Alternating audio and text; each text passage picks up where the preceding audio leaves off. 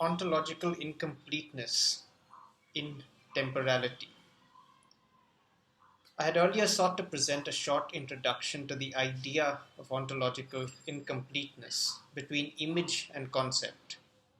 An important question today, given the extent to which we depend on pictorial and visualistic representations in our day-to-day decision making.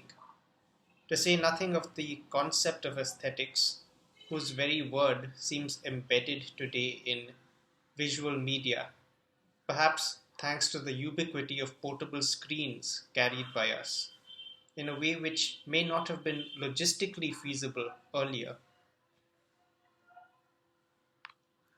And this amassing predominance is real for certain, just as certain, however, as our dependence on concepts to be able to understand and express what is it that we may be seeing or hearing for that matter.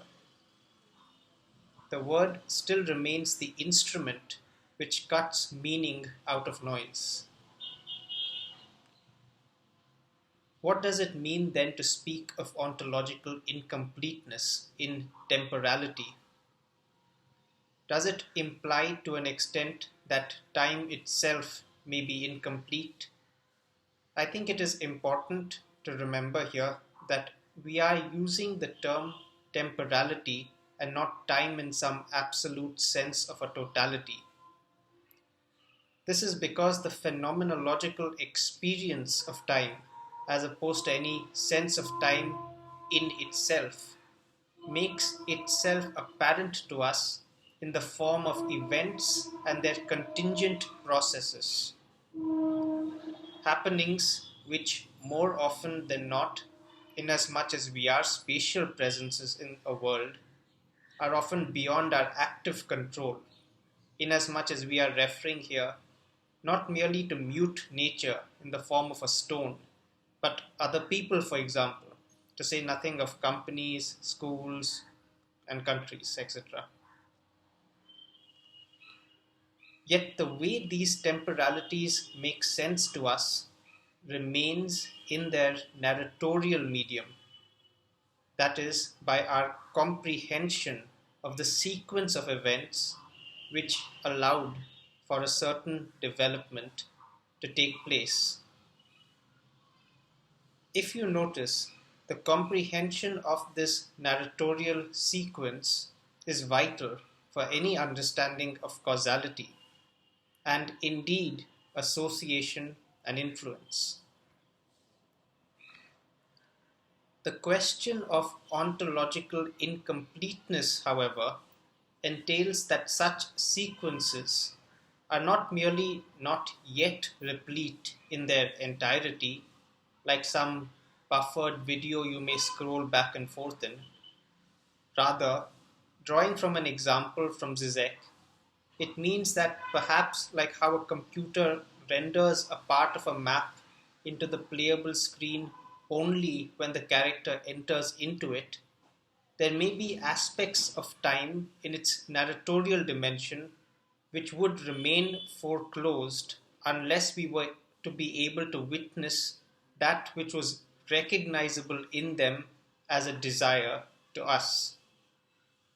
That is, as an aspect of the background, so to speak, which comes alive because of a way in which we seek to acquire, work with, or change it, transforming it, as it were, into a constituent agent and bringing it into the foreground, adding depth and dimension into the rendered image to remain with the metaphor we were working with. This kind of ontological incompleteness would remain spatial, however, even if the experience of it, which may require our own enmeshment in such affairs, necessarily entails a temporal expenditure. It fits into something like a grid upon whose coordinates we may find agents, resources, and dwellings that provide opportunities which other areas may not. As such, traversals, perhaps for meetings or acquisitions, remain the primary mode of temporal engagement. A certain poverty of experience, which is not quite the same as saying that our experience of time is incomplete. What, for instance, is a judgment? For example, we make them every day. Simple choices based upon criteria immanent to the question at hand. To begin to speak of ontological incompleteness in time is to consider a form of evidence which had not presented itself to us earlier in the making of a decision. Perhaps as simple as learning about the nutritional value of a packet of biscuits, which would change our choice of brand. An aspect or element in the background upon whose awareness the choice of our decision changes, hence altering the narrative in question. This is perhaps best encapsulated in the phrase, "if I had known then."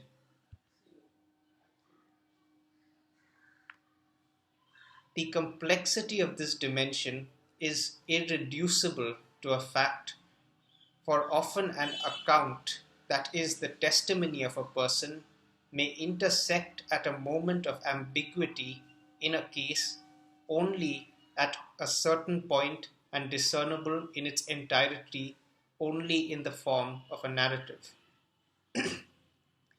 which may testify to the consistency of the position iterated.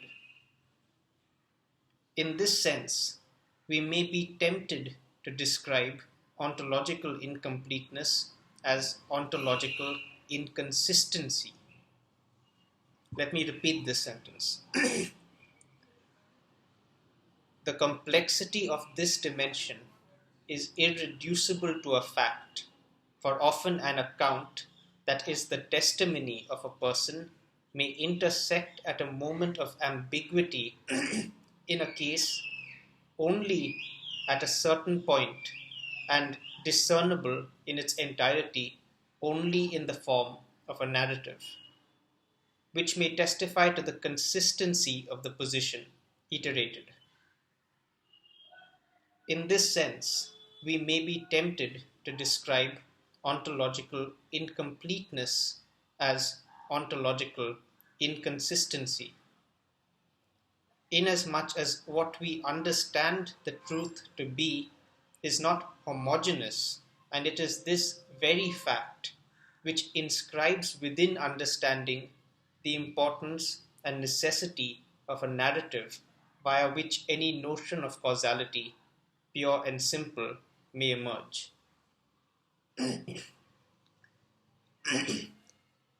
The other way to think about this position or approach it, or rather the only pole from where such a position is discernible, is that of the subject and what constitutes the coordinates of their inquiry. And here we do see how the construction of any given narrative in question is contingent on that which may be driving the inquiry, undertaken or not undertaken. And this fragmented mesh of incompleteness, both within the subject and within the world, is what makes that which we have been describing as a properly ontological condition, that is, a part of reality which is a part of that which is not a part of reality. Or perhaps, as Ernst Bloch may have put it, that which is not yet constituted as reality. Here, I should bring to notice the crucial break which Lacan makes from Freud in his teaching of psychoanalysis. An elementary coordinate within the act of a child growing up is the realization or their confrontation of authority, not within the familial triangle itself, with the father figure presenting that which is determinative of meaning or domesticity, etc., but the symbolic order embodied in language, and the words representing the acts and deeds of institutions and offices that may have laid down precedents alive to our interpretation. In other words, the point is not to find inconsistencies in the character of a person, hence presenting what is effectively a smear campaign, but to see whether the deeds presented are in accord with acts and understandings of institutions, which themselves may be constructed politically. There is, however, another way in which the symbolic order, as opposed to the metaphor of familialism, becomes vital, and that is the constitution of the relation, or rather the non relation, between the center and the periphery. How is this so?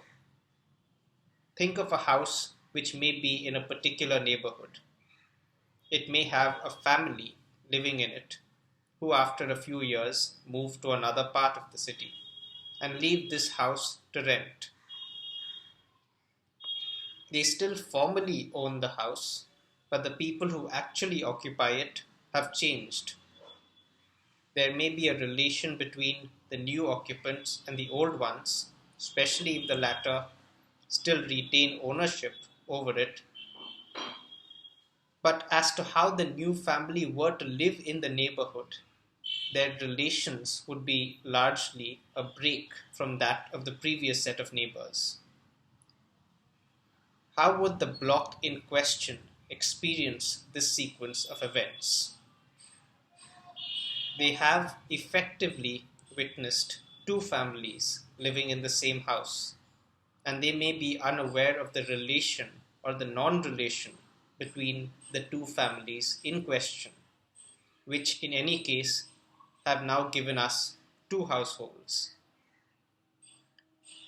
The only consistency discernible in this thread of events is narratorial, and this is why I believe, despite my reservations about Victorian literature, there is a very acute sense of familiarity which the enmeshing of the lives of such individuals from families and their interactions can present to us, which a work of biography, for example, or a sustained monological or even a strictly dialogical meditation is simply not capable of taking into account. Who enters and who leaves, and how they change the coordinates in question, is clearly not a question which matters at the purely neighborly level, but one which is a decision, if not a series of them, that we make in our everyday lives. And many of these are products of influences of those close to us, spatially, and perhaps those further away. Mediation today is a matter of choice, but it is also a practice of cultivating those relations which appear favorable and often confronting how much we don't know about them. And in a sense, this has always been a part of being a neighbor.